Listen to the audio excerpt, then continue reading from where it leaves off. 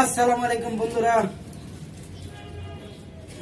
তোমরা মনে সবাই ইফতারি এই সময় ইফতারি তৈরি করছো, সবাই ইফতারি কাজে যা যা ইফতারি রেডি করার জন্য ব্যস্ত আছো। আমি জানি সবাই তোমরা ব্যস্ত আছো, তা আমিও ইনশাল্লাহ ব্যস্ত আছি।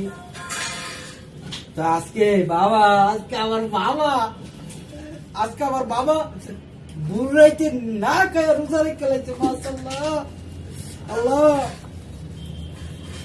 আল্লাহ তুমি রহমত দাও, আল্লাহ রহমত দাও। আমার ছেলে কালকেও রাখছিল, একটা শুধু ভাঙছিল না আব্বা, কিন্তু কালকে বুড়াইতে ডাক দেই নাই, যে ছোট মানুষ ওর আম্মা কয় যা আছে ফ্রিজে এটা ওর আম্মা জ্বালায়, ওর আম্মারে জ্বালায়, তো চিন্তা করছি বুড়াইতে ডাক দিব না, ডাক দিই নাই। এটা হচ্ছে সবজি, বুড়াইতে ডাক দিইনি। তো কি করছে না, আমি এখন বাসায় উনি না খাই রোজা রেখে রয়েছি। আল্লাহ আল্লাহ, আমার ছেলেকে মাশাআল্লাহ, আল্লাহ কি বলবো, আমি জীবনে এই কাজ পারি নাই, আমার ছেলে যা মাশাআল্লাহ পাচ্ছে। আল্লাহ আল্লাহ, আজকেও দেখ একটা দিন সমস্যা নেই, এই দেখ একটা দিন আমি এটাই কথা কইতাছি, এটা বেশি হয়ে গেছে।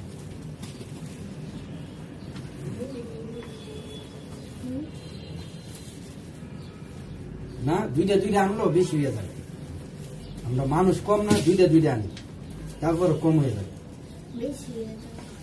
যখন আমি থাকবো না ওরা থাকবে, তখন তো আর এর দরকার নাই।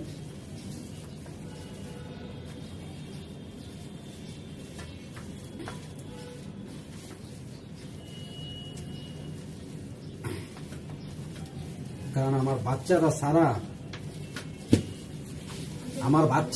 আমারে সারা, আর আমি আমার বাচ্চারা সারা, আর উপরে আল্লাহ বাদে আর একটা প্রতিবন্ধী ভাই আছে, ওইটা বাদে আমি আর মনে করি না যে আমার কেউ আছে। রোজাটা মুখ রাখিয়া সত্যি কথা বলতেছি, মন থেকে অন্তর থেকে, বুঝছেন, বলতেছি যে আমি মনে করি না আমার কেউ আছে। কারণ যেগুলা আছে ওগুলা কিন্তু আছে। হ্যাঁ, মিরপুরে অনেক ভালোবাসার মানুষ আছে যারা আমার অন্তর থেকে ভালোবাসে, তাদের জন্যই আমি মোটামুটি ইনশাল্লাহ আর মাথার উপরে আল্লাহ সম্মান মতো এখনো টিকে আছি।